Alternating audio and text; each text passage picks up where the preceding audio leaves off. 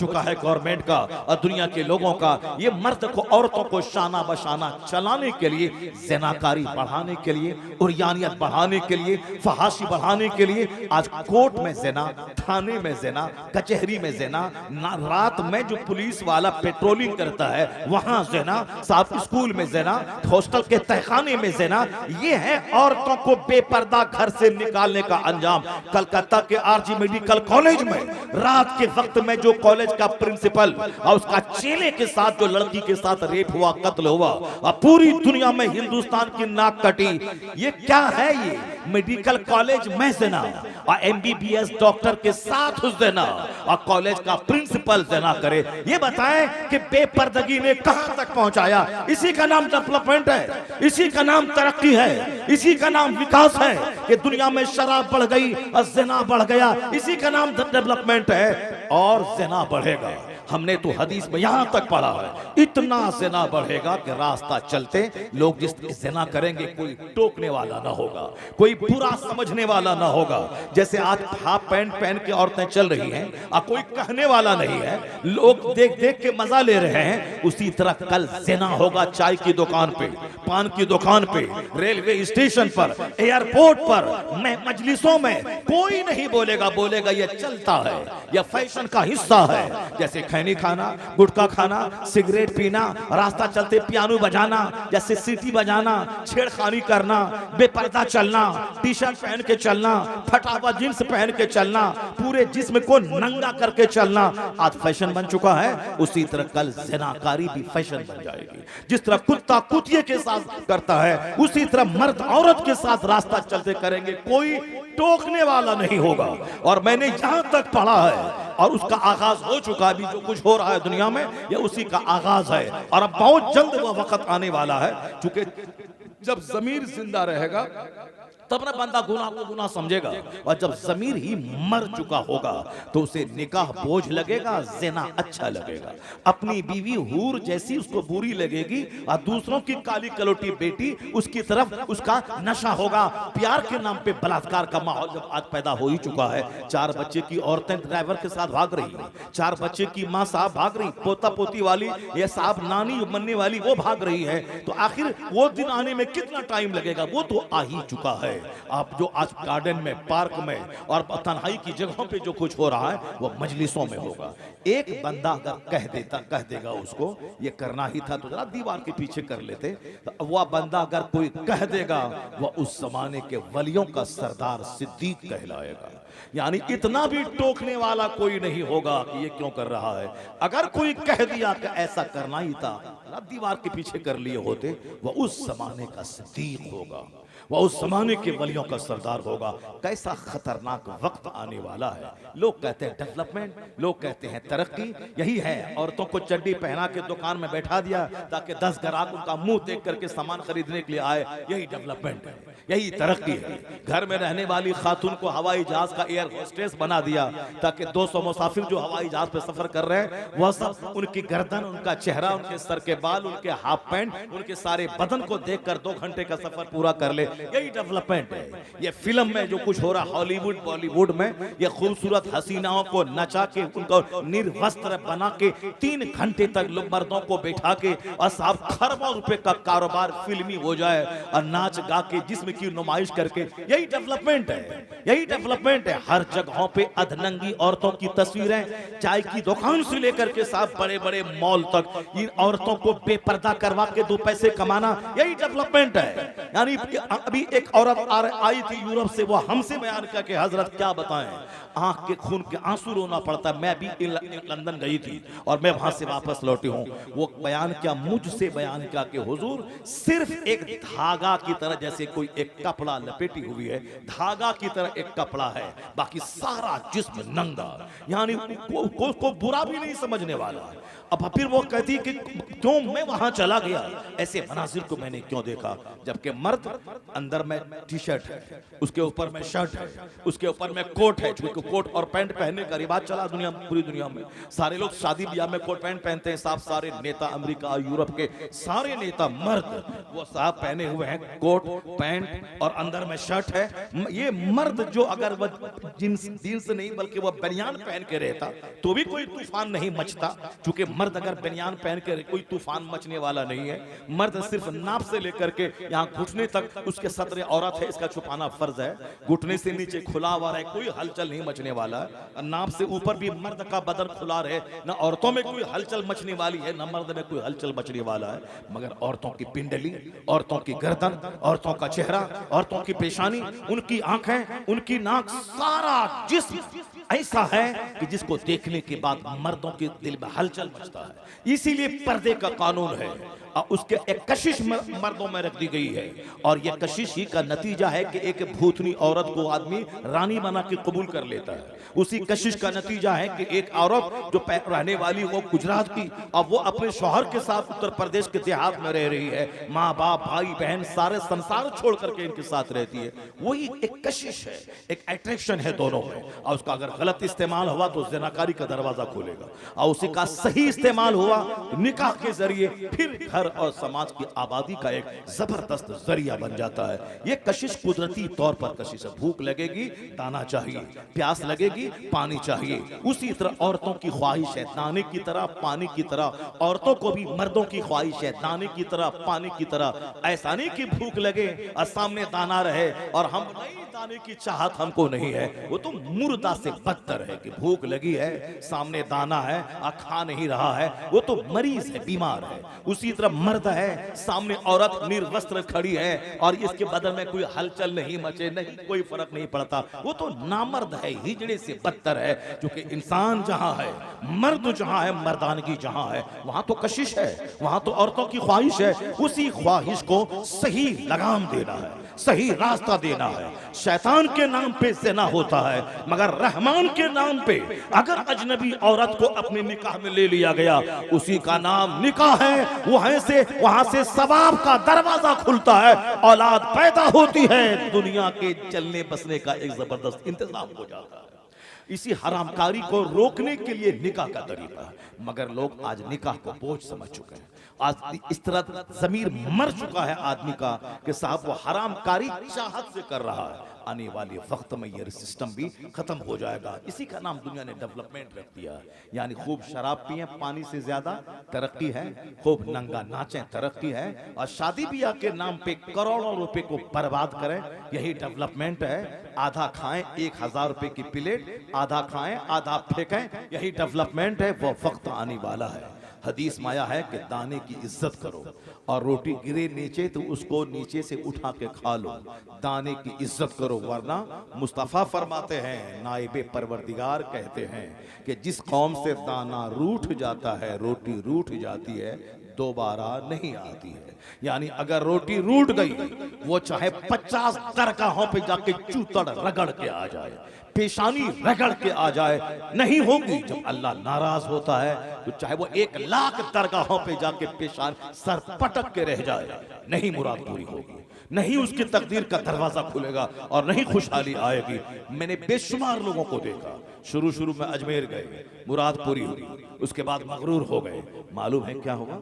उसके बाद यही हुआ कि फिर बाद में जब सजा मिली, ऐसी सजा मिली, 50 बार अजमेर जाता है आता है, कुछ भी नहीं होने वाला है। सब कुछ करने वाला अल्लाह है, अल्लाह ही देने वाला है, अल्लाह ही रोकने वाला है, अल्लाह ही जिल्लत देने वाला है, अल्लाह ही इज्जत देने वाला है, अल्लाह ही हुकूमत देने वाला है, अल्लाह ही हुकूमत छीनने वाला है। ये जो हिंदुस्तान का मुसलमान रोता है कि ये आ गए वो आ गए ऐसा हो गया, कुछ नहीं हुआ है। ये हमारे जुर्म की सजा है कि एक जालिम हाकिम मुझ पर मुसल्लत है। मगर जिस दिन मुसलमानों की मस्जिदें आबाद हो गई, मुसलमानों का घर सजदे से आबाद हो गया, जिस दिन मेरा सारा काम अपने पैगंबर के फरमान के मुताबिक होने लगा, यही तो है कि तू मुस्तफा का गुलाम बन जा, अल्लाह तुझे दुनिया का इमाम बना देगा। वअदल्लाहुल लज़ीना आमनू व अमिलुस सालिहात, ये अल्लाह का वादा है कि अल्लाह हैज प्रॉमिस, अल्लाह ने वादा किया है अगर तुम ईमान लाए, अच्छा काम किए,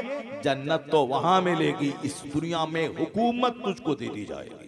वअदल्लाहुल लज़ीना आमनू व अमिलुस सालिहात लयस्तखलिफन्नहुम फिल अर्द, अल्लाह तुम्हें इस जमीन में बादशाहत अता करेगा। और अल्लाह ने अपना वादा सच्चा करके दिखलाया। अरब का बकरी चराने वाला, अरब के ऊंट चराने वाले, अरब के खाना बदोश, वह गरीब जो अरब में कोई फसल पैदा नहीं होती थी, मगर मुस्तफ़ा जान रहमत पे जब से उन लोगों ने ईमान लाया, जब से कुरान पाक की तिलावत और कुरान पाक के निज़ाम को दुनिया में नाफिज करने का जुनून दिमाग पे चढ़ा के अपना अरब छोड़ के अपने वतन से बेवतन हो गए, तालीम कुरान आम करने के लिए रूम चले गए, ईरान चले आए, हिंदुस्तान चले आए, तो अल्लाह ने ईरान भी दिया, अल्लाह ने रूम भी दिया, अल्लाह ने बेशुमार ममालिक दुनिया में दिए। और आज 1500 साल में आधी दुनिया से ज्यादा हिस्सों पर मुसलमानों को सल्तनत अल्लाह ने दी। आज भी 63 से ज्यादा ममालिक, मोर देन 60 कंट्रीज, 60 ममालिक से ज्यादा ममालिक पे मुसलमानों का कब्जा है, जहां कलमा पढ़ने वाला हुकूमत कर रहा है। आज पूरी दुनिया में मुसलमानों के एक धमक 200 से ज्यादा ममालिक में मौजूद है। जो अरब से सूरज निकला था, जो अरब के खाना बदोश और बद्दू, वो इस्लाम की खिदमत करने के लिए अपने वतन से बेवतन हो गए। मोहम्मद इब्ने कासिम अरब छोड़ के हिंदुस्तान आ गए, खालिद इब्ने वलीद सैफुल्लाह बन के इस्लाम का काम करने लगे, साद इब्ने वकास अरब छोड़ के रोम की तरफ चले गए। इतने औलिया सालिहीन बुजुर्गान दीन की मेहनतों ने वो रंग लाई, अल्लाह की खास अता हुई कि पूरी दुनिया पे हुकूमत कायम हो गई, मस्जिदें बनने लगी, मदरसे बनने लगे, खानकाहों की तामीर होने लगी, लाइब्रेरीज दुनिया में बनने लगी। आज अगर दुनिया में कॉलेज है, मुसलमानों की देन है। अल्लाह की कसम 500 साल पहले हिंदुस्तान का एक कॉलेज नहीं था, एक यूनिवर्सिटी नहीं थी। अगर थी भी एक यूनिवर्सिटी तो वह बुद्धिस्टों की शिक्षा और दीक्षा का एक केंद्र थी। मगर JNU, AMU, BHU, Banaras Hindu university, जितनी भी यूनिवर्सिटी हैं सबकी उम्र है 200 साल, 250 साल, 150 साल, 100 साल। इस्लाम 1400 साल पहले जब इस्लाम का सूरज चमका दुनिया में, अरब से वह नूर निकला, तो मालूम है उस वक्त में एक यूनिवर्सिटी दुनिया में नहीं थी, एक कॉलेज दुनिया में नहीं था। लेकिन आज हजारों यूनिवर्सिटीज, लाखों स्कूल, हजारों कॉलेजेस दुनिया में मौजूद है। इसलिए मौजूद है कि पैगंबर आजम ने सबसे पहले इल्म हासिल करने का नारा दिया था कि उतलबुल इल्म वलो कान उतलबुल इल्म मिनल महद इलल लहद, obtain knowledge from the cradle to the grave, obtain knowledge whether you find it in China, acquire knowledge. Knowledge is compulsory for every Muslim man and women. Knowledge is power, knowledge is life, knowledge is best company। यानी जितनी भी इल्म की फजीलतें आज के दुनियादार हुक्मरान बयान करते हैं कि इल्म ताकत है, इल्म रोशनी है, इल्म जेवर है, इल्म साथी है, इल्म हथियार है, इल्म डेकोरेशन है, इल्म आर्म है, जितनी बातें आज दुनिया के बड़े बड़े पढ़े लिखे लोग करते हैं, वो सारी बातें अपने मन से नहीं गढ़ के, वह सारी बातें मुस्तफा ने 1400 साल पहले दुनिया को बता दी है।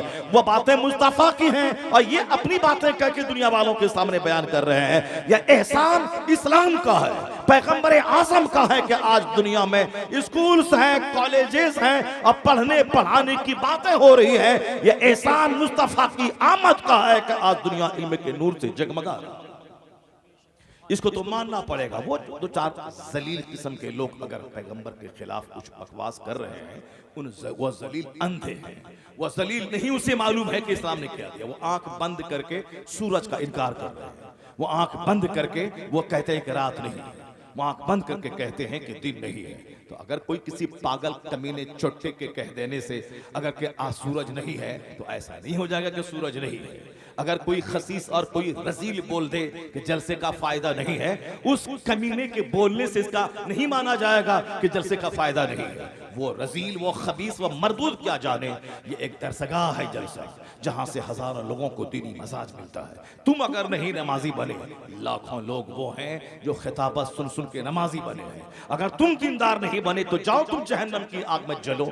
मगर बेशुमार लोग हैं जो उलमा की सोहबतों में दीनी गुफ्तगू सुनकर जन्नती बन गए हैं, इस्लामी सोच के हामिल बन गए हैं। मेरे जैसे कमजोर किस्म के आदमी के पास तो बेशुमार फोन आते हैं कि आपकी तकरीर सुनने के बाद मैं नमाजी बन गया हूँ, मैं कज़ा नमाज कज़ाए उम्री के तौर पर अदा कर रहा हूँ, मैं साहब अब गाने बजाना छोड़ दिया हूँ, मैं तकरीर बगैर सुने सोता नहीं हूँ। जब मेरे जैसे कमजोर आदमी के बयानात का ये असर है, जो बड़े बड़े लोग हैं, जो मुत्तकी परहेजगार लोग हैं, जो तहज्जुद गुजार लोग हैं, जो बड़ी बड़ी खानकाहों के बड़े बड़े सच्चादा नशी हैं, जिनके हजारों और लाखों मुरीदीन का जाल दुनिया में नेटवर्क फैला हुआ है, उनसे कैसा फायदा होगा? तो किसी के चिल्लाने बुल्लाने से या किसी के बकवास कर देने से इस्लामी बेनिफिट्स को नकारा नहीं जा सकता है। और ये जादू सबके सर चढ़ बोलता है। आज दुनिया में जितने इंस्टीट्यूशंस हैं एजुकेशनल, वो सब इस्लाम की मरहून मिन्नत है, इस्लाम का गिफ्ट है, इस्लाम का दिया हुआ है। चूंकि जो कुछ तुम आज बोल रहा है, ये वही नारा है जो मुस्तफा ने 1500 साल पहले दुनिया वालों को अता फरमाया। और आका अलैहिस्सलाम ने दुनिया को तहजीब दी है, दुनिया को तमद्दुन दिया है, दुनिया को जीने का एक नया रास्ता दिखलाया है। इसलिए अमेरिका का एक बहुत बड़ा पढ़ा लिखा आदमी इस सच्चाई को बोले बगैर नहीं रह सका। वो कहता है, he was the only man in history who was supremely successful on both religious and secular level. ये कोई हिंदुस्तान का कमजोर पढ़ा लिखा आदमी नहीं है। वो साहब ये दो चार आदमी जो नबी के खिलाफ बोलते हैं, इन जैसे 1 करोड़ को पढ़ा लिखा के इंसान बनाने वाला ये अमेरिका का इतना बड़ा लायर, एडवोकेट, साइंटिस्ट, इतना बड़ा पढ़ा लिखा आदमी वो ये बोल रहा है। ये गली कूचे का गिरा हुआ आदमी कुछ बोलता है, हे मुसलमान, कभी उसकी बात पे कान मत धरना, कभी उसकी बात पे थाने का घेराव मत करना, कभी उसकी बात सुनने के बाद उसको हीरो मत बना देना। ये घंटी बजा के 2 रुपया कमाने वाला ये हीरो बनने के शौक में हमारे पैगंबर के खिलाफ बोलता है और हम उसको हीरो बना देते हैं, हम सड़कों पे आ जाते हैं। बेशुमार लोग हैं जो नमाज के खिलाफ बोल रहे हैं, इस्लाम के खिलाफ बोल रहे हैं, कुरान के खिलाफ बोल रहे हैं। कितना सबकी गर्दन में चादर डाल के तुम मारना शुरू करेगा और सबके सबसे तुम लड़ाई मोल लेगा। सारी बातों का जवाब दुनिया में नहीं है और सबसे लड़ाई मोल नहीं ले सकता। हाँ, अदीब बोलेगा, मेरा अदीब जवाब देगा, उनका कोई शायर बोलेगा, मेरा शायर जवाब देगा, उनका कोई वैज्ञानिक बोलेगा, मेरा वैज्ञानिक उसका जवाब देगा। वो आखिरी टाइम है जब सर से पानी ऊपर हो जाएगा और सिवाय कोई रास्ता नहीं रह जाएगा जिहाद करने के, वो तो आखिरी टाइम है। उस वक्त भी हर आदमी को अपने मन के मुताबिक जिहाद करने का आदेश नहीं है। जुल्म मिटाने के लिए, शिर्क मिटाने के लिए और अपने ईमान को बचाने के लिए वो आखिरी मरहले में जब उसके अलावा कोई चारा ना रह जाए, तो फिर हमारा जो इमाम है, हमारा जो आलिम है, हमारा जो इस्लामी बादशाह है, हमारा जो रहबर है, उनके आदेश पे वो सब काम होता है। ऐसा नहीं कि निकले मैदान में पत्थर फेंकने लगे, यहाँ देने लगे, वहाँ देने लगे। अब तो जुलूस निकलवाने में डर लग रहा है कि हम निकालेंगे जुलूस एहतजाज करने के लिए कि वो मेरे पैगंबर को गाली दी है, मुसलमानों को तकलीफ पहुंचाई है, उसको अरेस्ट किया जाए। हम एक लीगल मुतालबा कर रहे हैं। उन्होंने लाख करोड़ों मुसलमानों के दिलों को ठेस पहुंचाया है। हम मुतालबा ही कर सकते हैं, ऐसा नहीं कर सकते हैं कि उनके गले में चादर डाल करके जेल में ठूंस दें। नहीं, हम जहां रहते हैं मुतालबा कर सकते हैं। तो हम मुतालबा कर सकते हैं, गाली दिया बंबई का आदमी और हम सामने वाले पुलिस को क्यों मार रहे हैं, वहां साफ पटरी क्यों उखाड़ रहे हैं, हम क्यों किसी घर में आग लगा रहे हैं। उसके बाद जब पुलिस वाला आता है तो हमारे घर पे बॉल नजर चला देता है, हमारे 1000 आदमी को मार देता है, तो उसका जिम्मेदार होगा कौन? उसका जिम्मेदार वही होगा जो बुखला के सामने आया, जो सामने वाले को पत्थर मारा। क्यों मारा तुम? तुम्हारे पैगंबर को गाली दी तो क्या मतलब तुम उसको कत्ल कर देगा? तुम जिस मुल्क में रहता है उस मुल्क के कानून के हिसाब से तुमको सिर्फ प्रोटेस्ट करना है, उसकी मुखालफत करनी है, पुरअमन जुलूस निकालना है, उसकी गिरफ्तारी का मुतालबा करना है, हुकूमत वक्त से कहना है ये जुल्म है, ये जुल्म सहा नहीं जाएगा। हमारा कोई आलिम राम के खिलाफ बोला, हमारा कोई आलिम सीता के खिलाफ बोला, हमारा कोई मौलवी आपके आपके आपके धर्म के बानी के प्राइवेट लाइफ को खंगाला, उनकी शादी के बारे में बोला? नहीं बोला। तो फिर तुम क्यों बोला? तेरा आदमी क्यों बोला? हमारे पैगंबर की अच्छी बातों को नहीं बोल सकता है। उन्होंने उन्होंने जो दुनिया को दिया है, जो गिफ्ट, जो इम्पैक्ट दुनिया पे छोड़ा है, जो ब्लेसिंग्स दिया है, अगर तुम्हारा सीना उतना चौड़ा नहीं है कि उन सारी अच्छाइयों को सुन के पढ़ के तुम लोगों के सामने बयान कर सको, तो कम से कम चुप तो रहो, उनकी प्राइवेट लाइफ में दखल अंदाजी तो मत करो। हमारे पैगंबर ने 11 शादी की। क्या तुमको मालूम है कि अरब ममालिक में शादी का क्या महत्व है, शादी के क्या असरात होते हैं? 25 साल की जवानी में 40 साल अधेड़ औरत से निकाह कर रहे हैं। अब 50 प्लस जाने के बाद अगर 12 साल की खातून से निकाह कर रहे हैं तो समझना तो होगा। जहां के 16 साल की 1000 खूबसूरत तरीन औरतों से मुस्तफा निकाह कर सकते थे, और अरब का कल्चर था उस टाइम में 1400 साल पहले 100 शादी करना, 150 शादी करना, 300 शादी करना अरब का माहौल था। अगर हुजूर से ज्यादा खूबसूरत कोई नहीं था दुनिया में तो सारे लोग चाहते थे कि मेरी बेटी इनके निकाह में जाए, मगर हुजूर ने उस जमाने में 25 साल की जवानी में 40 साल अधेड़ औरत जो 2 शौहर से बेवा हो चुकी थी, उनको जब आपने शादी किया उनसे, इसका मतलब है कि आपकी शादी का मतलब ख्वाहिश को पूरा करना सिर्फ नहीं है, शादी का मतलब है बेवाओं को सम्मान देना, बेवाओं को एक नई जिंदगी देना, बेवाओं को आत्मसम्मान देना, बेवाओं को इज्जत नफ्स देना, बेवाओं को खुशियां मनाने का मौका अता करना। अब अगर क़यामत तक किसी बेवा की शादी होगी तो एहसान मोहम्मद अरबी का माना जाएगा कि हुजूर ने कहा, अब प्रैक्टिकल में बेवा से शादी करके बता दिया, उस उम्र में जिस उम्र में आपके हुस्न की कसम, हुस्न की बहार, आप हुस्न की खैरात चांद लेता था, सूरज लेता था। हम लोगों ने मुस्तफा को नहीं देखा है, लेकिन जिसने मुस्तफा को देखा है उनका स्टेटमेंट आज तक किताब में मौजूद है। हजरत अबू हुरैरा कहते हैं, सरकार का कांधा ऐसा था जैसे किसी चांदी को ढाल दिया गया हो। हजरत अनस कहते हैं, मुस्तफा का चेहरा ऐसा था कान्ना शम्सा तजरी फी वजहिही, गोया हुजूर के चेहरे में सूरज तैर रहा हो। यह जिन लोगों ने देखा उनका स्टेटमेंट है, उसमें कोई नमक मिर्च लगाया नहीं गया, हू बहू जो उसका स्टेटमेंट है वो है। हजरत जाबिर इब्ने समूरा कहते हैं कि राय तो हम चांद को देखते थे, 14वीं रात का चांद, यानी जिस दिन वो 14वीं रात का चांद, 14th नाइट, 14वीं रात का चांद, मून ऑफ 14th नाइट, जो एक ही दिन चांद जवान होता है, बाकी जिस दिन उगा हुजूर के कहने की माने, फिर थोड़ा बड़ा थोड़ा बड़ा थोड़ा बड़ा, 14वीं रात को फुल जवान होता है। फिर 15वीं रात से घटना शुरू है, डाउनफॉल 1 इंच 2 इंच, घटते घटते फिर सूखी हुई टहनी की माने बारूक हो गया। कहते हैं जाबिर इब्ने समूरा कि 14वीं रात का चांद चमक रहा था, हुजूर मेरे सामने थे, सरकार के जिस्म अक़दस पे एक चादर थी जिसमें सुर्ख रंग की धारी थी। मैं कभी हुजूर को देखता था और कभी चांद को देखता था, तो फैसला किया दिल ने कि मुस्तफा का चेहरा चांद से ज्यादा खूबसूरत है। वह वजहू अहसनो मिनल कमर, उनका चेहरा चांद से ज्यादा खूबसूरत है। अरब के लोग तमन्ना करते थे कि काश मोहम्मद अरबी से मेरी बेटी का अक़्द हो जाए, मेरी नस्लें फख्र करेंगी, मगर उस खूबसूरती का नमूना शख्स जैसा हुसैन जमील न पैदा हुआ न क़यामत तक पैदा होगा। हुजूर ने 40 साल अधेड़ औरत से पहली शादी 25 साल की उम्र में किया। इसका मतलब है उस शादी में हिकमत है बेवाओं को सम्मान देना, बेवाओं को इज्जत देना। अब अगर वही नबी 50 साल प्लस जाने के बाद अगर 12 साल की खातून से निकाह कर रहे हैं तो फिर ऐसे नहीं, देखो तुम्हारे नबी ऐसा कर दिया ऐसा कर दिया, नहीं नहीं, वहां जब पहली शादी को मिला के समझोगे तब हिकमत समझ में आएगी।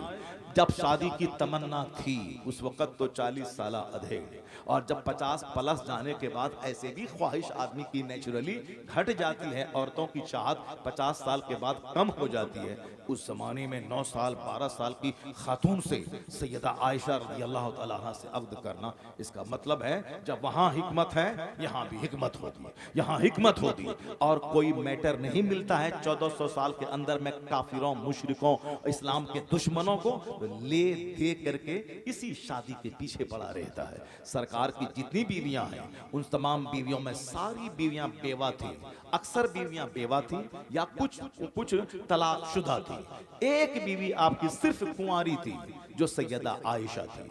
वह हुजूर ने अपनी चाहत से नहीं किया था, अल्लाह ताला जनाब जिब्राइल अमीन के जरिया हुजूर के ख्वाब में सैयदा आयशा का चेहरा दिखला के ये कहा था अल्लाह की पसंद है कि इससे आप निकाह कर ले। तो सैयदा आयशा की शादी हुजूर ने चाहत से नहीं की थी। ये 9 साल 10 साल की है और हमारी सारी बीवियां तलाकशुदा हैं और बेवा हैं, एक लड़की एक खातून चाहिए मुझको जो कुंवारी मिल जाए। नहीं नहीं, वो अल्लाह की पसंद थी, कायनात के खालिक की पसंद है। और जिसने मुस्तफा को नबी रसूल और सारे रसूलों का सरदार बनाया, उस खुदा की पसंद है ये, इसलिए पसंद है। हिकमत वहां यही थी। जिस तरह सारी शादी हिकमतों से भरी है। एक खानदान है मदीने में जो कहता था इस्लाम मिटा देंगे, जो कहता था इस्लाम के पैगंबर को कत्ल कर देंगे, जो कहता था इस्लाम का साथ देने वाले मुस्तफा के सहाबा को निगल जाएंगे। लेकिन उस खानदान की एक बेवा खातून से हुजूर ने शादी कर ली। वो खातून रजामंद हो गई और जब उस खानदान की बेटी मुस्तफा के निकाह में आई और हुजूर के अखलाक, हुजूर के किरदार, हुजूर के तमाम कमालात को देखने के बाद जब वो खातून अपने खानदान के बाप दादा के सामने बयान किया, तो पहले तो वह लोग सोचा था कि मोहम्मद ऐसे हैं वैसे हैं, लेकिन जब अपनी बेटी की ज़बानी हुजूर की खलवत, हुजूर की जलवत, हुजूर की तन्हाई की सारी दास्तान सुनी, सारा कबीला कलमा पढ़ के मुस्तफा का गुलाम। ये है मुस्तफा की शादी की हिकमत, ये है हुजूर की शादी की हिकमत। खालिद इब्ने वलीद जैसा सैफुल्लाह, अल्लाह की तलवार। मालूम है कि मैदान ओहद में 70 सहाबा शहीद हो गए थे। जो जंग जीती हुई थी वो जंग की बाजी हारी गई। मुस्तफा ने कहा था तीर अंदाजों से कि यहाँ खड़ा रहना, यहाँ जगह छोड़ के मत जाना, चाहे जंग जीते या हारे तुम ये जगह छोड़ के मत जाना। और जब जंग जीत गए मुसलमान, उन लोगों में से किसी ने कहा कि अब तो जंग जीत गए तो अब यहाँ रहने का कोई मतलब नहीं है, अब हमें भी माल गनीमत लेना चाहिए, जिससे इसको छोड़ के कुफार भाग चुके हैं। मगर किसी ने मना क्या कही, हुजूर ने कहा है कि चाहे जंग जीतें या हारें ये जगह नहीं छोड़नी है। मगर लोगों ने अपनी अक्ल से ये समझा कि हुजूर तो दुश्मनों को रोकने के लिए हमको खड़ा किया था ताकि दुश्मन यहाँ से दाखिल ना हो। मगर अब वह बात तो रही नहीं, क्योंकि अब तो जंग जीत चुके हैं हम, इसलिए वह लोग चले गए मैदान जंग। तो वही खालिद इब्ने वलीद थे जो पीछे से घूम करके उसी रास्ते से दोबारा अंदर घुस के वो खतरनाक अटैक किया कि 70 सहाबा शहीद हो गए। जीती हुई जंग बज़ाहिर शिकस्त में तब्दील हो गई। आका अलैहिस्सलाम जख्मी हो गए, आपके धंधाने अक़दस शहीद हो गए, आप लहूलहान हो गए, आप पहाड़ के ऊपर में एक गड्ढे में आप वहां नीचे चले गए। इस और काफिरों ने अफवाह फैला दी, इस्लाम के पैगंबर शहीद हो गए। वही खालिद इब्ने वलीद जो इतना बड़ा रोल अदा किया था मैदान ओहद में, जब सरकार अलैहिस्सलाम उनकी फूफी हजरत उम्मे मैमूना से जब आपने शादी किया मक्कतुल मुकर्रमा में, तो फिर फूफी जब मुस्तफा के निकाह में चली गई तो और अपनी फूफी की ज़बानी जब सरकार की दास्तान सुनते हैं तो इतना बड़ा कारनामा अंजाम देने वाला काफिरों की तरफ से इतना बड़ा बहादुर वो मुस्तफ़ा के पास आके कलमा पढ़ के मुशर्रफ इस्लाम हो गया। सैफुल्लाह, अल्लाह की तलवार, ये है मुस्तफ़ा की शादी की बरकत। और आज भी किसी खानदान की दुश्मनी को खत्म करने के लिए शादी एक बहुत बड़ा जरिया है। शादी करने के बाद दुश्मनी दोस्ती में तब्दील हो जाती। हुजूर की सारी शादियां यही इसी हिकमतों से भरी हुई है। सैयदा आयशा वो तो उनके बाप तो मुस्तफ़ा के गुलाम थे, मुस्तफ़ा के दोस्त थे। सफ़र में, हज़र में, मक्का में, मदीना में, बदर में, ओहद में हमेशा बिल्कुल साए की तरह मुस्तफ़ा से रहे जुड़े हुए सिद्दीक़ अकबर। अब उन्होंने अपनी बेटी को सरकार के निकाह में दिया और उस पर वह नाज करते रहे कि मेरी बेटी को मुस्तफ़ा ने कबूल कर लिया है। अगर हुजूर जबरन ऐसा करते ख्वाहिश की वजह से तो कभी सिद्दीक़ अकबर अपनी बेटी को नहीं देते। अब मक्का के उस वक़्त के सारे लोग उस निकाह को बुरा समझते, लेकिन न किसी ने बुरा समझा, क्योंकि ऐन फितरत के मुताबिक वो शादी थी। अब लड़की चाहे 10 साल के बाद जवान हो या 15 साल के बाद जवान हो, जवान होने के बाद वो शौहर के काबिल है। और वहाँ अरब का कल्चर है कि वहाँ चूंकि यहाँ की ज़मीन गर्म, आबो हवा गर्म, वहाँ आज भी लोग 4 शादी करते हैं, आज भी एक एक आदमी के 50-50 बच्चे होते हैं। वहाँ मायूब नहीं माना जाता, चूंकि वहाँ की तहजीब का हिस्सा है। अब सैयदा आयशा की शादी कम उम्री में हुई, मगर जवान होने के बाद रुखसती हुई और आप हुजूर के हरम सरा में तशरीफ लाएं। हिकमत यही थी कि सरकार ने हम क़यामत तक का पैगाम दिया कि क्या करना है क्या नहीं करना है। मर्दों के कानून, उसूल और ज़ाब्ते मस्जिद नबवी के मेंबर से जो आपने कहा, अबू हुरैरा ने नकल किया, अब्दुल्ला इब्ने उमर ने नकल किया, अब्दुल्ला इब्ने मसूद ने उसको याद रखा। लेकिन सरकार जब अपनी बीवी के हुजरे में रहते थे, जब वहां 10-12 घंटे आपके गुजरते थे, वहां हुजूर ने क्या बोला, वहां हुजूर ने क्या कहा? क्योंकि सरकार के सारे इरशादात एक मार्किंग स्टोन है, हमारे लिए लाइट का काम करते हैं। औरतों के बारे में मखसूस कवानीन, उसूल और ज़ाब्ते हैं, वो जो सरकार मस्जिद नबी की मेंबर से नहीं बोल सकते हैं। वो खवातीन के बीच में आप कह सकते हैं, आपकी सारी बीवियां या तो 40 साल प्लस है, 40 प्लस है। 40 प्लस जाने के बाद कुव्वते यादाश्त आदमी की कैसी होती सबको मालूम है। एक बीवी तो चाहिए जो गेट बाई हार्ट करने वाली हो, जो जबरदस्त कुव्वते यादाश्त हो, जो मेमोरी पावर उसकी हाई हो, हुजूर जो बोले उसको याद कर ले। सिद्दीक अकबर जैसे महान की बेटी सैयदा आयशा थी, कम उम्री में अरब के तमाम मशहूर शोरा के अशार अरबी के सारे उनको याद थे, अरबी मुहावरात पे दस्तरस हासिल थी, कुव्वते यादाश्त गजब की थी। जब सरकार के निकाह में आई, हुजूर की एक एक बातों को उन्होंने गेट बाई हार्ट किया, हदीसों को याद किया, सरकार के फरमान को सीने में जगह दिया। और जब हुजूर पर्दा फरमाए, पर्दे में रहकर आप सहाबे कराम को जो एक फकीहा, मुहद्दिसा, आलिमा, मुफस्सिरा बनकर जो पैगाम सुनाना शुरू किया, लोगों ने यही कहा, शरीयत हमारी अधूरी रह जाती अगर मेरी माँ आयशा मुस्तफा के निकाह में नहीं आती। आज मर्दों के कानून वाज़े है, औरतों के कानून वाज़े है। आज अगर शरीयत मुकम्मल है तो एहसान उम्मुल मोमिनीन आयशा सिद्दीक़ा रज़ियल्लाहु ताला तकबीर, ये नाराए रिसालत, हिकमत है, ये हिकमत है। आका अलैहिस्सलाम की शादी की सारी बातें मुस्तफ़ा की हिकमतों से भरी हुई है,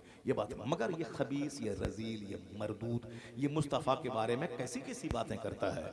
अब इनकी बातों का जवाब यही है कि अमेरिका का डॉक्टर माइकल हार्ट कैसी उन बातों को फैलाई, उसकी बातों को अपने घर की दीवार में लिख दी, उस बातों को अपने स्कूल में लिखी। अगर ये रामगिरी जैसा खबीस अगर नबी के बारे में गलत बोलता है, नुपुर शर्मा जैसी खबीसा बोली, तो अब लड़ने की जरूरत नहीं है, सड़क पे आने की जरूरत नहीं है। ये बताना है कि तेरी औकात तो कुछ नहीं है, मगर जो दुनिया का सबसे बड़ा विद्वान है, जो दुनिया का सबसे बड़ा पढ़ा लिखा आदमी है, उसने मेरे पैगंबर के बारे में क्या कहा। तेरी हैसियत तो कुछ नहीं है, मगर डॉक्टर माइकल हार्ट कहता है, he was the only man in history who was supremely successful on both levels, religious and secular। Mustafa के बारे में डॉक्टर माइकल हार्ट कहते हैं, अमेरिका का सबसे बड़ा पढ़ा लिखा, वो कहते हैं इस रुए जमीन का, इंसानी तवारीख का, ह्यूमन हिस्ट्री का, मानव इतिहास का एक लौता इंसान मोहम्मद अरबी है जो मजहब और सियासत दोनों सतह पर सबसे ज्यादा कामयाब तरीन शख्स हुआ। सुभान अल्लाह, सुभान अल्लाह। He was the only man in history who was supremely successful on both levels, religious and secular।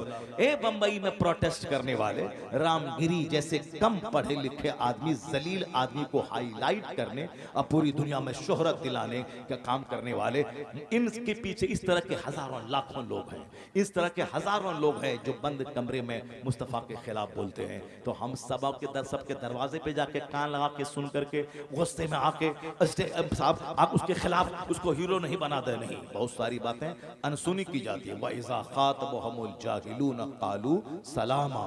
अल्लाह कहता है ये मुसलमान जब जाहिलों की बात सुनते थे तो दूर से ही कहते थे सलाम, तो पर उनकी हर बात का जवाब नहीं देते थे। तो सारी बातों का जवाब नहीं है, आज उनकी बातों का जवाब यही है। हिंदुस्तान के राष्ट्रपिता तुम नहीं हो, गांधी जी हैं। गांधी जी ने क्या कहा, अब तक मैं यह समझता था कि इस्लाम तलवार के बल पे फैला है, लेकिन जब से मैंने कुरान का हिंदी अनुवाद पढ़ा और जब से मैंने इस्लाम के पैगंबर की पवित्र जीवनी पढ़ी, तो अब मुझे यकीन हो गया कि इस्लाम तलवार के बल पे नहीं फैला है। इस्लाम अपनी सच्चाई, अपनी सफाई, अपनी ट्रूथ, अपनी क्लैरिटी, अपनी रियलिटी, अपनी सिंपलिसिटी की वजह से सारी दुनिया में तूफान बन के छा गया है।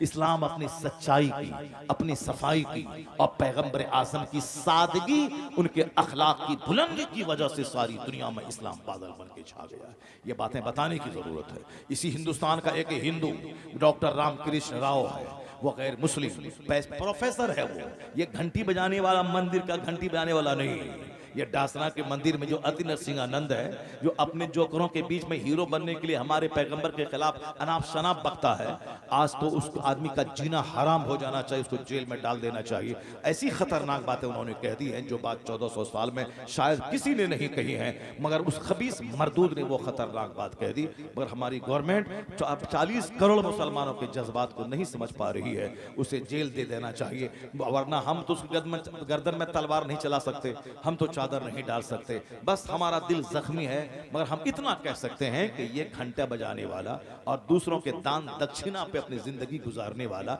ये क्या जाने मुस्तफा कौन है? रामकृष्ण राव हिंदू है, मैसूर यूनिवर्सिटी का प्रोफेसर है। उसने मेरे पैगंबर की शान में एक किताब लिख दी, Muhammad the prophet of Islam. उस किताब का एक चैप्टर में हजारों बार मुसलमानों के सामने बयान किया हूं, सिर्फ इसी शौक में बयान किया हूं कि दो चार लुच्चा लफंगा अगर मुस्तफा के बारे में खिलाफ बोलता है, उसके पर कान धरने की जरूरत नहीं है। ये जबरदस्त हिंदू स्कॉलर प्रोफेसर, उसने मेरे पैगंबर के बारे में क्या कहा है, इसको पढ़ने, घर की दीवार में लिखने, स्कूल में लिखने, अपने गैर मुस्लिम लोगों को बताने की जरूरत है कि वो भी तो हिंदू है। इतना बड़ा दानिश्वर पढ़ा लिखा, वो क्या कहता है? वो कहता है the personality of Muhammad, it is most difficult to get into the whole truth of it, only a glimpse of it I can catch, what a dramatic succession of this picturesque scenes. This is Muhammad the prophet, Muhammad the warrior, Muhammad the statesman, Muhammad the orator, Muhammad the saint, Muhammad the just, Muhammad the refuge of orphans, protector of slaves, emancipator of women, all these magnificent roles in these departments of human activities, he is alike a hero। Ramakrishna Rao कहता है, जब मैं मुस्तफा के कमालात को पढ़ता हूँ, एक chapter खत्म नहीं होने पाता, उनके कमालात का दूसरा चैप्टर सामने आ जाता है। मैं इसी तरह पढ़ता जाता हूँ, उनकी क्वालिटीज का चैप्टर आता जाता है। वो कहते हैं ये मुस्तफा है, ये मुअल्लिम है मुस्तफा, मुजाहिद है मुस्तफा, जाहिद है मुस्तफा, औरतों की आबरू के मुहाफिज है मुस्तफा, गुलामी की जंजीर से आजादी दिलाने वाले हैं मुस्तफा। वो कहते हैं इंसानी जीवन के हर क्षेत्र में जो हमारा नेतृत्व मुस्तफा ने किया है, उसको देखकर कहा जा सकता है इस धरती का लाजवाब अबकरी इंसान है मोहम्मद मुस्तफा। नारे तकबीर, नारे तकबीर, नारे रिसालत, इस तरह से मसलके आला हजरत हजरत मुफ्ती बेशुमार बात है। इस तरह से जो आपके सामने हम गाहे बयान करते रहते हैं, और आज 20-25 साल से हम इस तरह की बातें बयान कर रहे हैं, लोगों को बता रहे हैं कि यूरोप का एक दानिश्वर बोला है, greatness of purpose, smallness of means and astounding result, if there are 3 criteria of human genius, who could dare to compare in modern with Muhammad in modern history. उन्होंने क्या कहा? वो यूरोप का एक बड़ा पढ़ा लिखा आदमी, वो कहता है कि एक आदमी को बड़ा होने के लिए जिन जिन क्वालिटीज की जरूरत है, जो क्राइटेरिया है किसी आदमी की को जांचने का, ये महानता को जांचने का जो क्राइटेरिया है, वो सारे क्राइटेरिया को ले आओ और जांचो और देखो कौन है जो मोहम्मद अरबी से बड़ा हो सके। वो कहते हैं all standard by which human greatness may be measured, is anyone greater than he. All standard, सारा पैमाना, सारा मेयार, सारी कसौटी ले आओ, जिस कसौटी पर एक महान आदमी को जांचा जाता है, उस कसौटी पे जांच, पूरी इंसानी तारीख में मुस्तफा का जवाब नहीं मिलेगा, कोई जवाब नहीं मिलेगा। All standards bye which human greatness may be measured. ये बातें मैंने आप तक इसलिए पहुंचा दी तो अभी हिंदुस्तान का माहौल ही है, सारे मुसलमान दुखी हैं, 2-4 आदमी ने जो बातें की हैं उसकी वजह से हर जिसके पास का सीना जिंदा है, दिल जिंदा है, वो अंदर से टूटा हुआ है कि क्या करें, कैसे लोग हैं। मैंने आपको बता दिया, 1-2 आदमी के रजीलों के बोलने से घबराने की कोई जरूरत नहीं है, बल्कि एक बेशुमार बड़ा चैप्टर है जो दुनिया का बड़ा पढ़ा लिखा आदमी हमारे पैगंबर की तारीफ में रद्दुल लिसान रहता है। अल्लाह तबारक व तआला ने कहा है वरफ़अना लका ज़िक्रक, ए हबीब हमने आपका जिक्र बुलंद कर दिया है। अब जब अल्लाह ने बुलंद कर दिया है तो कौन मुस्तफ़ा के जिक्र को घटा पाएगा। इसलिए अमेरिका में मुस्तफ़ा का नाम, यूरोप के ऐवानों में मुस्तफ़ा का नाम, अगर 1000 मुखालफत के बावजूद हर आदमी की ज़बान पे मुस्तफ़ा का नाम, वक्त गुजरता जा रहा है। आला हजरत की ज़बानी अगर हम कह दें, ये कह सकते हैं अर्श पे ताज़ा छेड़छाड़, फर्श पे तुरफा धूमधाम, कान जिधर लगाइए तेरी ही दास्तान है, कान जिधर लगाई तेरी ही दास्तान है। क्या मौलाना साहब, हाँ हाजत से जा रहे हैं?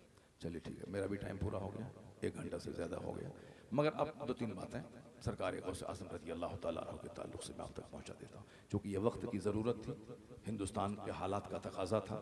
नौजवानों के बूझते हुए दिलों को मैंने एक चिंगारी दी है, रोशनी का सामान पैदा किया है। मैंने मुसलमानों की साहब उसके हौसला जो पस्त हो रहा था उसको मैंने जवान करने, उसको हौसला देने की मैंने कोशिश की है। NRC के टाइम में भी जब मुसलमान सारे के सारे परेशान थे, उस वक्त भी मैंने एक बयान दिया था और मैंने कहा था चाहे कुछ भी कर ले, नाचे गाएं कूदें, इस्लाम का नाम दबने वाला नहीं है। इस्लाम को वो क्वालिटी मौजूद है, चाहे कोई भी दुश्मनी करे, ये वो दरख्त है जितना भी काटोगे हरा होता चला जाएगा। उस वक़्त में आबादी कितनी थी और आज 40 करोड़ की आबादी हिंदुस्तान में कलमा पढ़ने वालों की है। ये बोखला की ये बोलता है कि वो दासना का वो घंटी बजाने वाला वो बोखला के बोलता है कि सारे हिंदू ढेर बच्चा पैदा करो, ढेर बच्चा पैदा करो। इस पागल है क्या ये? पहले बोलता है हम दो हमारे दो, आबादी ढेर बढ़ रही है, आबादी ज़्यादा हो रही है, मसला हो जाएगा खड़ा रोज़ी रोटी का, इसलिए अब बच्चा कम पैदा करो। और आज हमारी दुश्मनी में कहता है कि ढेर बच्चे पैदा करो, ढेर बच्चे पैदा करो। ढेर बच्चे पैदा करने से क्या होगा बंदे? सारी दुनिया का खुदा है जो अपने महबूब का नाम इतना ऊंचा किया है कि कोई दुनिया का हादसा मुस्तफ़ा के नाम को घटा नहीं पाएगा। एक नाम ये मोहम्मद है जो बढ़कर घटा नहीं, वरना हर एक उरूज में पिन्हा ज़वाल है, हर उरूज में पिन्हा ज़वाल है, मगर एक नाम ये मोहम्मद है जिसको कोई सवाल ही नहीं है। अभी अगर दुनिया 10,000 साल और बाकी रहेगी तो 10,000 साल में मुस्तफ़ा का कलमा पढ़ने वाला अभी 200 करोड़ है। अगर दुनिया 10,000 साल 2,000 साल और आगे बढ़ी, यह 200 करोड़ की तादाद 1,000 करोड़ में बदल जाएगी। और मुझे यकीन कामिल हासिल है, चूँकि अल्लाह ने महबूब का जिक्र इतना बुलंद किया है कि बाद अज खुदा बुजुर्ग तो ही किस्सा मुख्तसर, अल्लाह के बाद अगर कोई सबसे बड़ा है मुस्तफ़ा की ज़ात गिरामी। सरकार गौसे आज़म की कहानी बहुत सुने होंगे आप। गौसे आज़म 12 साल की डूबी कश्ती निकाल दिया, गौसे आज़म ने मरी हुई मुर्गी को जिंदा कर दिया। ये करामत ही हम लोग सुनते रहते हैं। गौसे आज़म की ज़िंदगी से नूर मिलता है, गौसे आज़म की ज़िंदगी से हौसला मिलता है। गौसे आज़म की ज़िंदगी से हौसला कैसे मिलता है? हुजूर की ज़िंदगी की एक चैप्टर जो मैं बयान करना चाह रहा था, बातें इधर चली गई, तो अब एक चैप्टर में बयान करता हूँ। आज हमारे घर में कोई बच्चा मर जाता है, जरा गौर कीजिए, समाज का हाल देखिए, कहाँ हम हैं।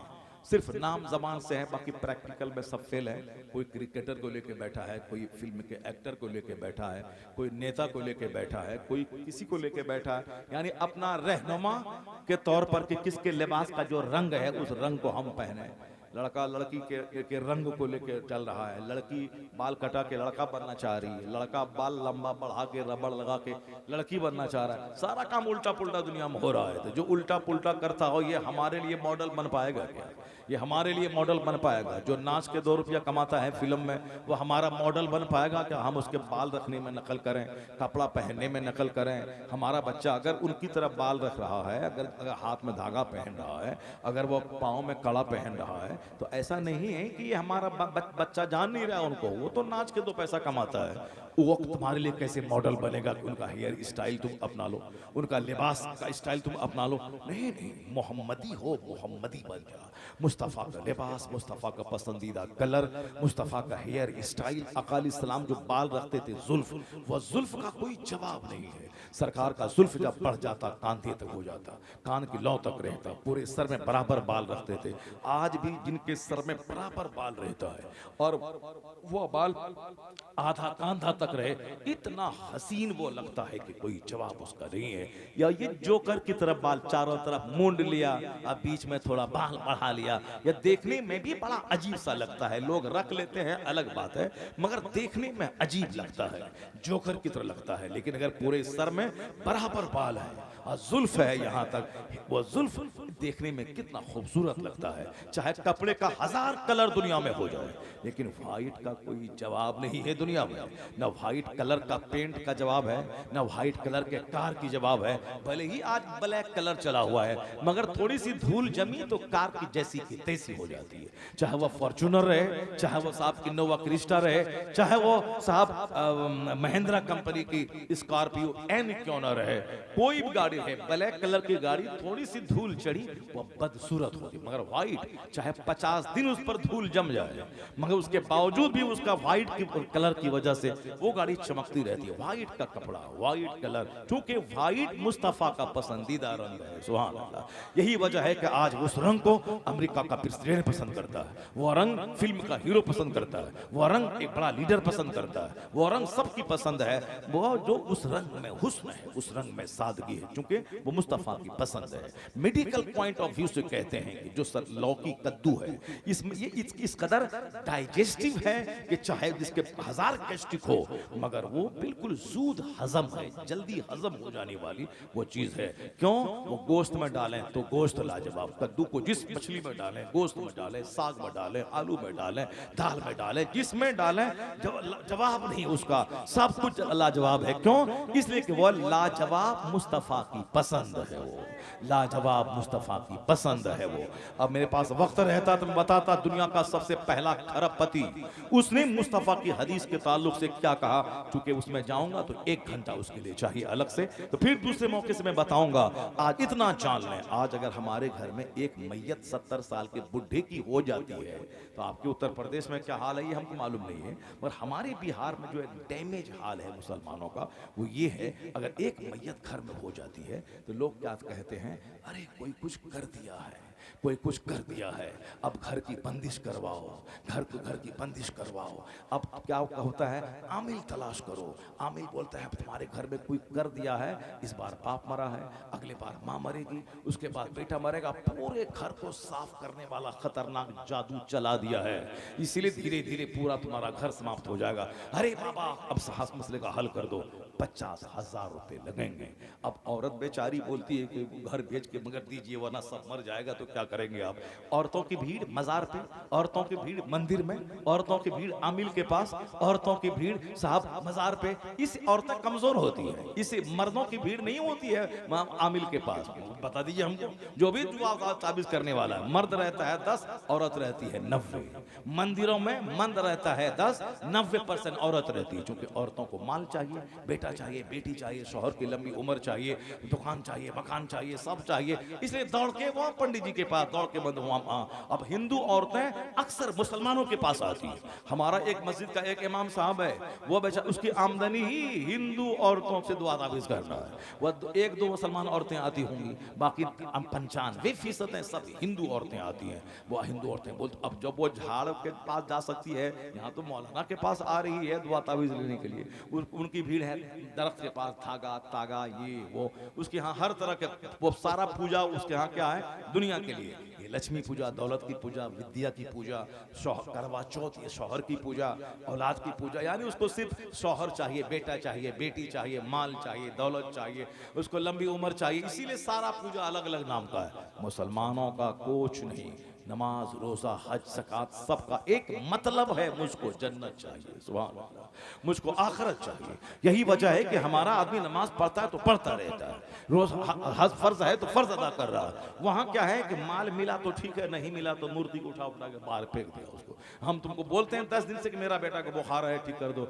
नहीं ठीक किया, लिया उठा के फेंक दिया हो, तो उसको अपने मन से जिसको चाहा खुदा बना लिया, जिसको चाहा उठा के फेंक दिया। हमारे यहाँ चूंकि सारी इबादतों से मतलब मकसद है जन्नत और आखिरत, इसीलिए मस्जिद आबाद, मदरसा आबाद, खानका आबाद, जलसा आबाद, काबा आबाद, 24 घंटे तवाफ चलता रहता है, क्योंकि मकसद दुनिया दौलत नहीं, मकसद जन्नत पाना है, और वह क़यामत कायम होने के बाद है, इसीलिए आबाद। और वहाँ चूंकि औरतों की भीड़ है, औरतों का दिल कमजोर होता है, उसी का देखा देखी हमाम बाबा के पास औरतों की भीड़ है, नहीं हमारा पूरा घर उजड़ जाएगा। अब इतना सर के बाल नोचती है कि जाना होगा बाबा के पास, अब 50,000 उसको दो, वो घर क्या की बंदिश क्या करेगा, वो बोलता है कि हाँ चलो ठीक हो गया, अब कोई नहीं मरेगा।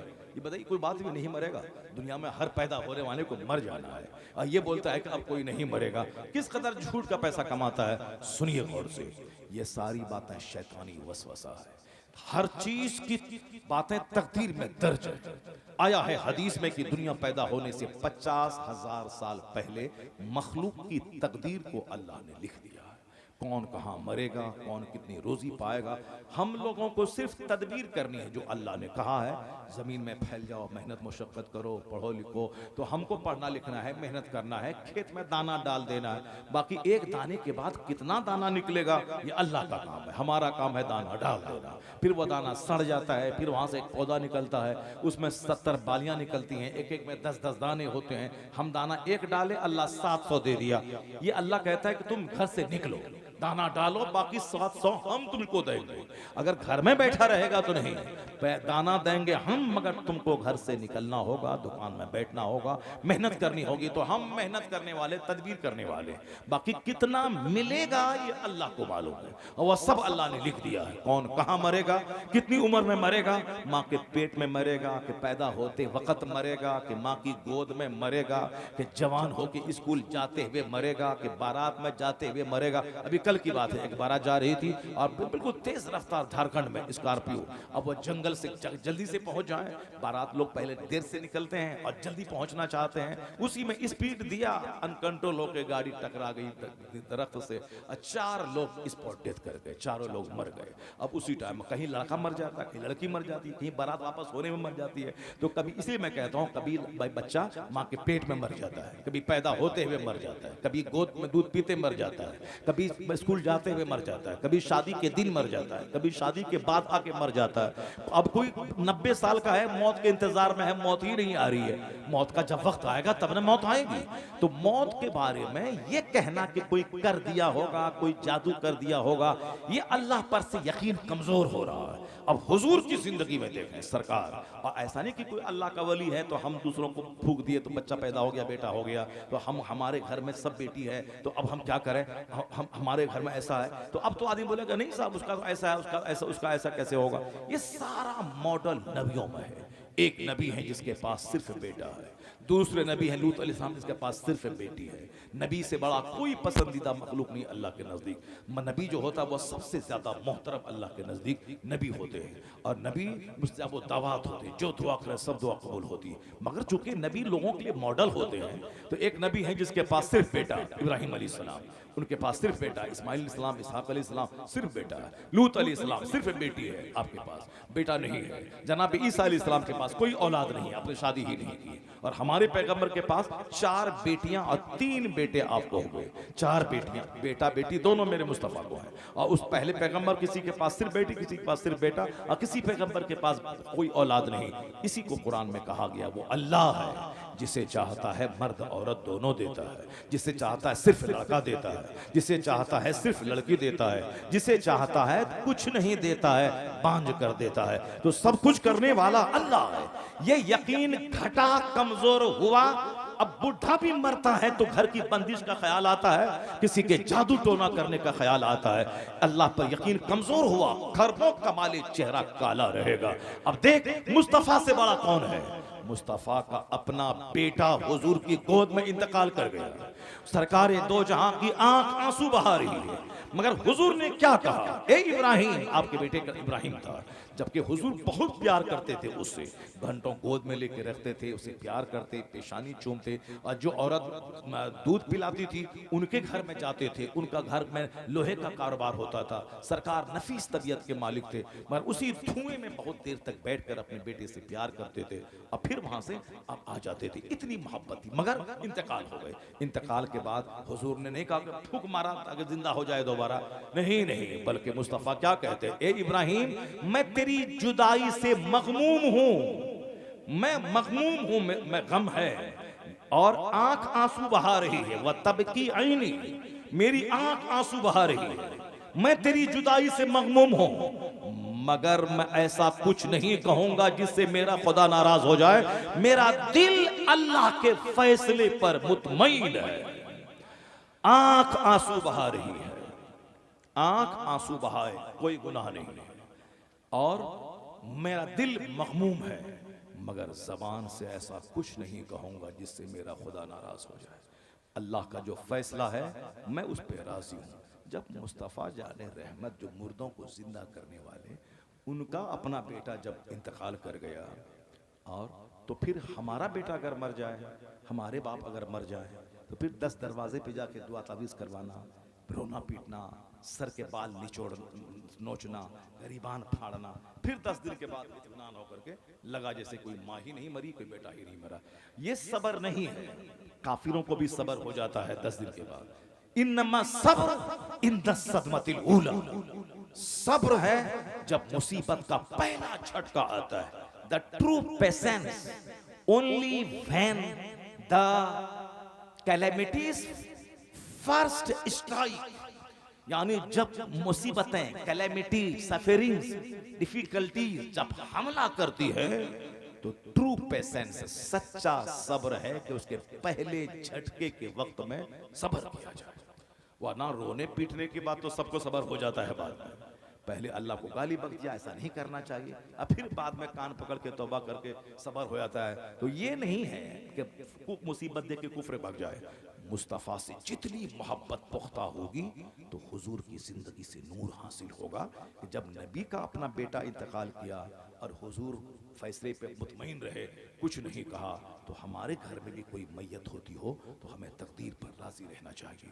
और ये मुस्तफ़ा से नूर सबसे ज़्यादा हासिल किया कौन? सरकार गौसे आज़म रज़ी अल्लाह ताला। हम लोगों ने तो गौसे पाक की कहानी को मालिदा, तोशा, लंगर, ये सब कहानी बना दिया। गौसे पाक की कहानी को लंगर, तोशा, मालिदा, फातिहा, ये सब कहानी बना दी। फातिहा चीज़ है, मगर वो लंगर, तोशा, लोहबान, अगरबत्ती कितने बड़े हैं हमारे रहबर और रहनुमा, जिसने दीन को जिंदगी दे दी, जिन्होंने अपनी ख्वाहिशात को मार दिया। 40 साल तक इशा के वजू से फजर की नमाज अदा की। वो हमारे गौसे आजम आलिम, फाजिल, मुफ्ती, कारी सब बने। 25 साल दरियाओं में दरख्त के पत्तों को खाकर आपने अल्लाह की इबादत की। ये सारी बातें छोड़ करके वो कश्ती डूबी, ये वो लेके बैठे, करामत लेके बैठे। उनका कैरेक्टर, उनकी इस्तिकामत, उनका नूर निकली। अब जरा इसी ताल्लुक से सुनिए, गौसे आजम तकरीर कर रहे हैं। 70,000 का मजमा होता था, 400 मौलाना तकरीर नोट करने के लिए महफिल में होते थे। 400 मौलाना दवात कलम लेके तकरीर को नोट करने वाले रहते थे। 70,000 का मजमा होता था। कई डेड बॉडी मजलिस से निकलती थी। गौसे आजम तकरीर कर रहे हैं, एक शख्स आके बोला, हुजूर आपके बेटे का इंतकाल हो गया है। आपने कहा इन्ना लिल्लाहि व इन्ना इलैहि राजिऊन। तकरीर चालू है। ये बताइए हमारे जैसा आदमी कर पाएगा? ऐसा कोई कर पाएगा?